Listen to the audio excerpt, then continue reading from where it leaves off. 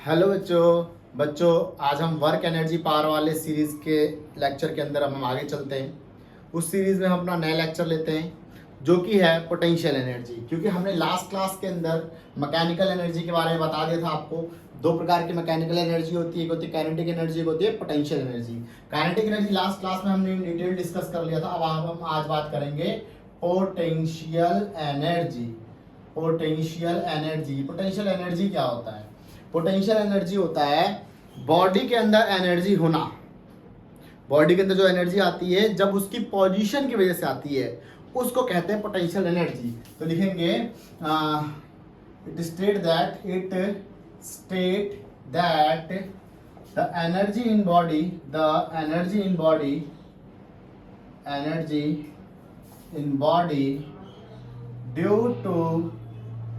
Due to change या due to its position, उसकी position की वजह से बॉडी के पास एनर्जी होगी, that is called potential energy. उसको पोटेंशियल एनर्जी कहा जाता है। ठीक है बच्चों, उसको पोटेंशियल एनर्जी कहा जाता है। हम आपको यहाँ पर कुछ पोटेंशियल एनर्जी के एग्जांपल भी लेके दिखाते हैं। जैसे कि देखो, जो डैम वगैरह होते हैं ना, डैम जो होते हैं, जब डैम से ये रहा डैम और ये रिवर वगैरह, अब यहाँ से पानी छोड़ा जाता है, पानी आगे जाता है, यहाँ टरबाइन होता है, टरबाइन को रोटेट कराता है, इलेक्ट्रिसिटी प्रोड्यूस कराता है ना।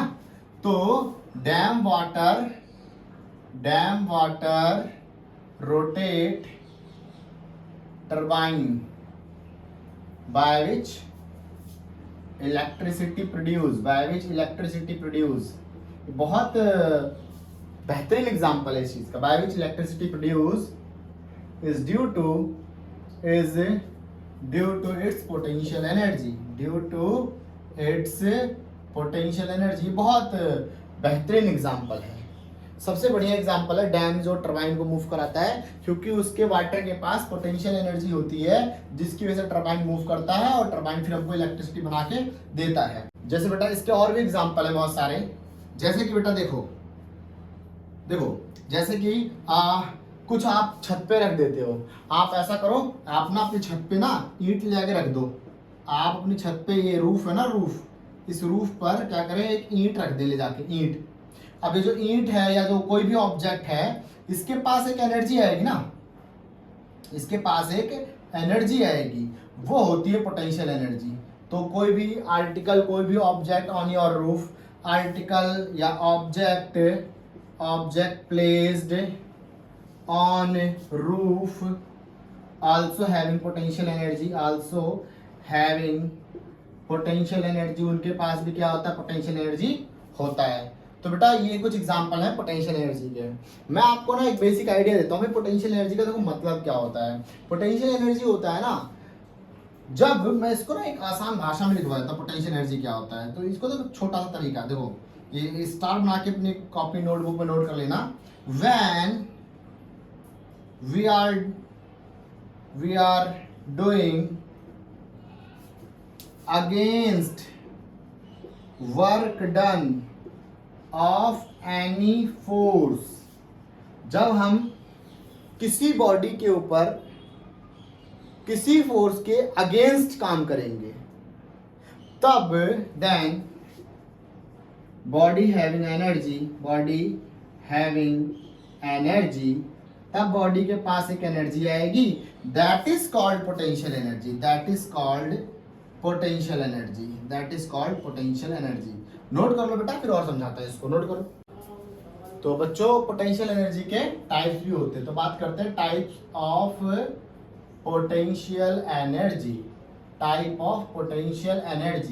पोटेंशियल एनर्जी के टाइप भी होते हैं। जैसे कि पहला ग्रेविटेशनल पोटेंशियल एनर्जी, बेटा इसे जीपी भी लिख सकते हैं, ग्रेविटेशनल पोटेंशियल एनर्जी। देखिए बेटा, ये एनर्जी कब आती है, जब ना दो बॉडी के बीच में सेपरेशन होगा। दो बॉडी के बीच में सेपरेशन होने की वजह से जब एनर्जी आएगी उसे कहते हैं ग्रेविटेशनल पोटेंशियल एनर्जी। इसको और डिटेल में पढ़ो, ग्रेविटेशनल फोर्स के अंदर बहुत डिटेल में पढ़ोगे इसके अंदर। जैसे देखो, जैसे मान लो ये अर्थ है और ये सन है, या ये सॉरी ये अर्थ मान लो इसको और इसको मान लो मून। अब इनके बीच में सेपरेशन, दूरी बढ़ाया जाए या पास में लाया जाए तो इनके पास एक एनर्जी आएगी। तो the energy by virtue, the energy by virtue of separation between two bodies, जब दो बॉडी के अंदर सेपरेशन आएगा उसकी वजह से जो एनर्जी आती है बेटा उसे ग्रेविटेशनल पोटेंशियल एनर्जी कहा जाता है।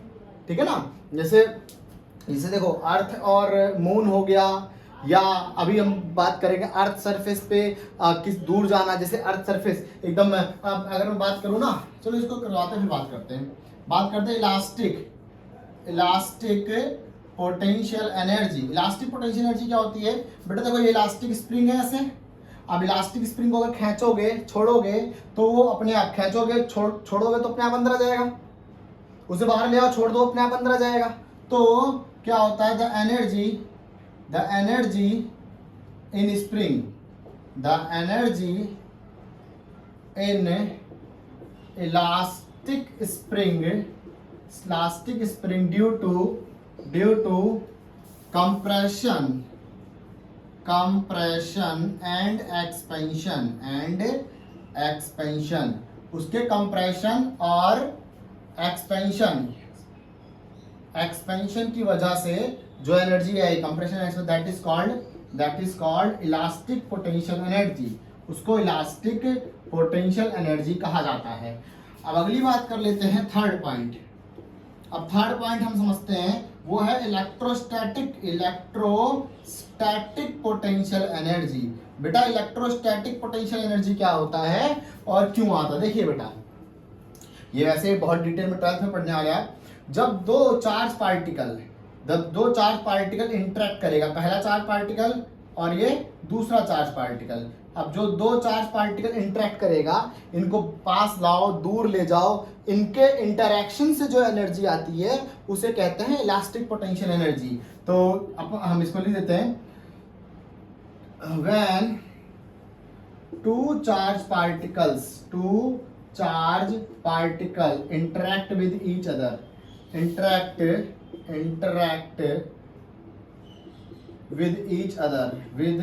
Other, then that energy is known as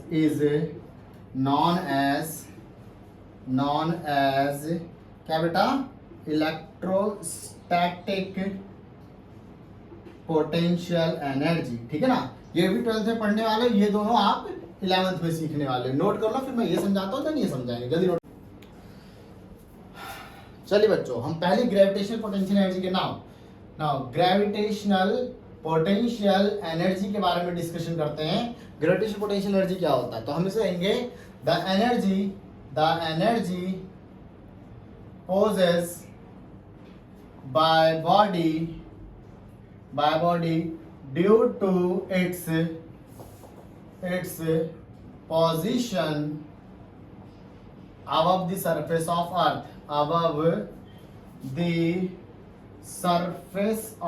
earth, surface of earth। तो अर्थ की सरफेस के ऊपर ऑब्जेक्ट की पोजीशन की वजह जो एनर्जी, जैसे मान लो ये अर्थ सरफेस, अर्थ सरफेस है ऐसे करके, ये अर्थ है पूरी। अब इस अर्थ सरफेस पे ये बिल्डिंग मान लो, ये बिल्डिंग, इस बिल्डिंग पे यहाँ बॉडी रखी है, यहाँ बॉल रखी है, बॉडी रखी है जैसे। अब ये जो बॉडी है, ये बॉडी के ऊपर लगातार एक फोर्स लग रहा होगा। ये हाइट मान लो, इस अर्थ सरफेस से हाइट है इसकी h, ये h हाइट मान लो। अब बॉडी के ऊपर एक लगातार फोर्स लग रहा होगा mg, है ना। तो चलो एक्सप्रेशन भी लिख लेते हैं, expression for gravitational potential energy, है ना। इसके एक्सप्रेशन देख लेते हैं। देखिए अब जब मैं एक्सप्रेशन लिखने आया तो मुझे समझ में आ रहा है कि बॉडी जैसे छत पे रखी है बॉडी, तो अर्थ सरफेस होगी, आपका बॉटम मतलब जैसे जहाँ रहते हैं आप, वो बॉटम गली हो गया, आपका मोहल्ला हो गया, आपका एरिया हो गया, बॉटम प्लेस। जब अर्थ सरफेस पे कोई ऑब्जेक्ट रखा है तो उसके रूफ पे कोई ऑब्जेक्ट रखा है तो उसके ऊपर एक फोर्स लग रहा होगा। फोर्स क्या लग रहा होगा, mg। अपन इसको ग्रेविटेशनल फोर्स कहेंगे, ग्रेविटी या gravitational force, gravitational gravitational force कह देते हैं, फोर्स, ठीक है ना। तो ये वाला फोर्स, या मैं इसको बेटा ऐसे कह देता हूं, ठीक है, ग्रेविटेशनल फोर्स है, ओके। अब देखो हाइट, h जो है वो हाइट है ना।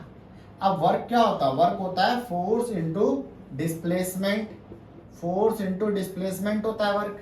तो बेटा वर्क हो गया फोर्स, फोर्स क्या लग रहा है बॉडी के ऊपर, ऑब्जेक्ट के ऊपर mg, और डिस्प्लेसमेंट क्या है इसकी, हाइट की डिस्प्लेसमेंट है h। तो बेटा जो ये वर्क है, जो ये वर्क है, यही तो एनर्जी, वर्क है यही तो एनर्जी बन जाएगा ना बॉडी का, यही बन गया क्या बेटा, पोटेंशियल एनर्जी बन गया। तो पोटेंशियल एनर्जी ये क्या हो गया, mgh, that is the gravitational potential energy. तो ये है gravitational potential, that is mgh। ये होती है ग्रेविटेशनल पोटेंशियल एनर्जी। जब कभी कोई ऑब्जेक्ट अर्थ सरफेस के ऊपर होता है तो उसके ऊपर एक हमेशा अर्थ जो है वो mg लगा रही है, और जितने हाइट वो ऊपर है तो फोर्स mg और वो डिस्प्लेसमेंट, तो basically work done force into displacement होता है ना।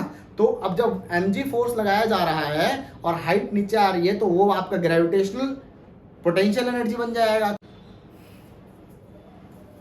चलिए बच्चों अब हम इलास्टिक पोटेंशियल एनर्जी में पहुंचने से पहले एक और टॉपिक समझ लेते हैं, क्योंकि इंपॉर्टेंट टॉपिक है, वो समझना जरूरी है, उसके बाद इलास्टिक पोटेंशियल एनर्जी और अच्छे समझ में आएगा। एक होता है कंजर्वेटिव, एक होती है conservative forces and non conservative forces, non conservative force. तो पहले आज हम कंजर्वेटिव और नॉन कंजर्वेटिव फोर्स समझते हैं, फिर बात करेंगे आगे। तो पहले बात करते हैं conservative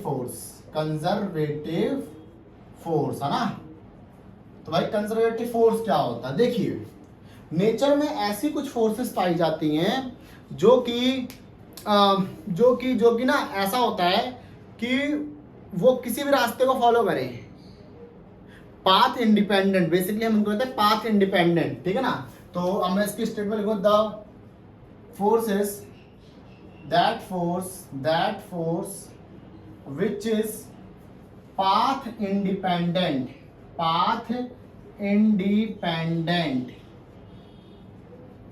force, that is called conservative forces,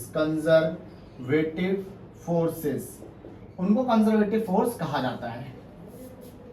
कैसे बेटा उनको, वो कंजर्वेटिव फोर्सेस क्या होता है, कंजर्वेटिव थोड़ा और समझते, देखिए पाथ इंडिपेंडेंट, ये वर्ड बहुत ध्यान से रखना, पाथ इंडिपेंडेंट। आइए चलिए समझते हैं। जैसे मान लीजिए एग्जांपल लेते हैं, मान लीजिए ये है, ये आपका ये बिल्डिंग है, यहाँ बॉल रखी है और ये हाइट समथिंग h है और ये ग्राउंड सरफेस है। सेम फर्स्ट एग्जांपल हो गया, फर्स्ट केस। सेकंड केस, ये रही बिल्डिंग सेम हाइट पे, ऐसे मान लीजिए ये रही बिल्डिंग सेम हाइट पे और ये रहा पाथ, इस रास्ते को फॉलो करके बॉल आ रही है।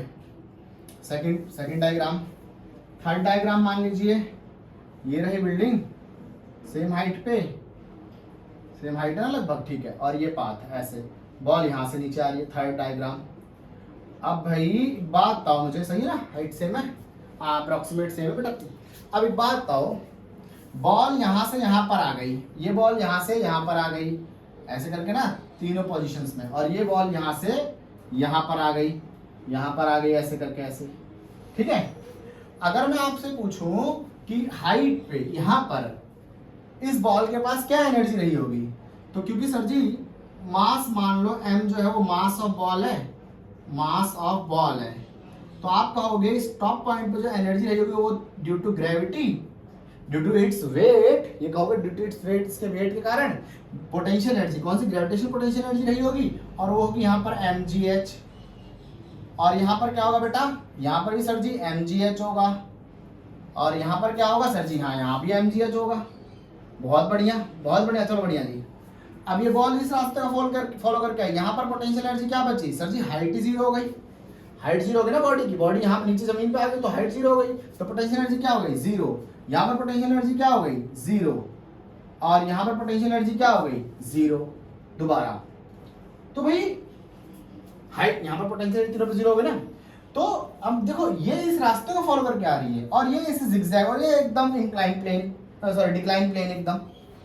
तो तीनों केस के अंदर एनर्जी तीनों पे सेम, हाइट अगर सब कुछ सेम है, एनर्जी तीनों पे सेम ऊपर और एनर्जी तीनों पे सेम नीचे। और हमको पता है एनर्जी आती कैसे, एनर्जी बॉडी के पास वर्क करने से आती है, फोर्स इनटू डिस्प्लेसमेंट, मतलब एनर्जी आती है फोर्स की वजह से।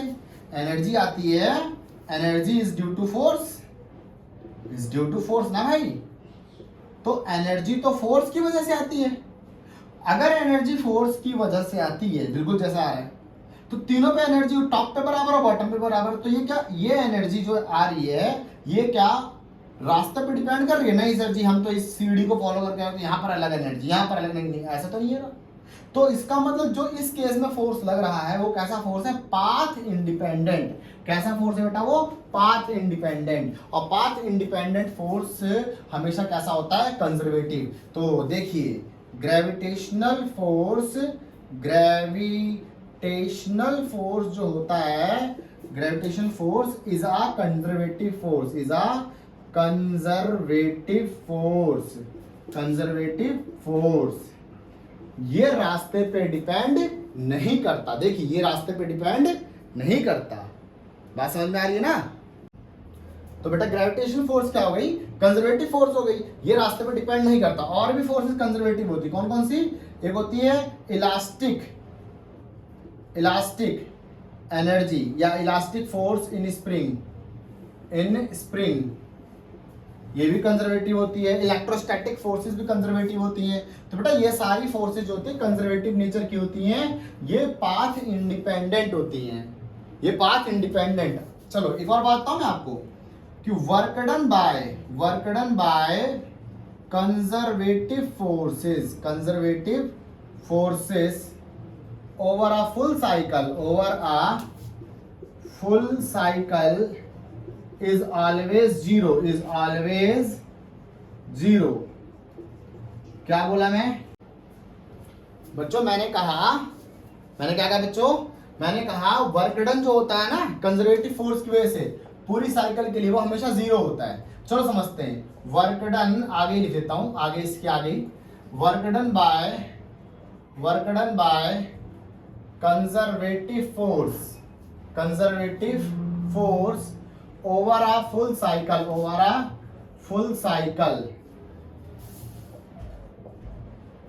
is zero। चलो प्रूफ देख लेते हैं, कैसे, आओ देख लेते हैं। ये देखो, ये बिल्डिंग, या ऐसे करके ऐसे ले लेते हैं, ऐसे, ये ऐसे, ये यहां पर हाइट h, ये रखी बॉल, ठीक है ना। अब देखो ये हाइट h है, यहां पर रखी बॉल, ये हाइट h है, यहां पर बॉल रखी है ना। अब बॉल नीचे आएगी, इस रास्ते को फॉलो करके। ये फर्स्ट पाथ हो गया, ये है ना। ओके, तो बॉल इस रास्ते को फॉलो करके नीचे आई, तो work done along first path क्या हुआ? वो हुआ, देखो यहां से यहां बॉल नीचे आई ना, जितनी एनर्जी उतना वर्क डन mgh, है ना। यहां से बॉल यहां नीचे आई तो वर्क डन क्या हुआ? mgh हुआ। अब ओके बेटा, देखो बेटा, तो मैंने क्या कहा, वर्क डन फर्स्ट पाथ से और वर्क डन सेकंड पाथ से क्या जाएगा? अब सेकंड पाथ यहां से मैं ऑब्जेक्ट को उठा के वापस यहां ले आता हूं, तो सेकंड पाथ हो गया, ये सेकंड पाथ हुआ ना। और देखो, जब कभी ग्रेविटी अगेंस्ट चीजें आती हैं तो वर्क डन नेगेटिव होता है।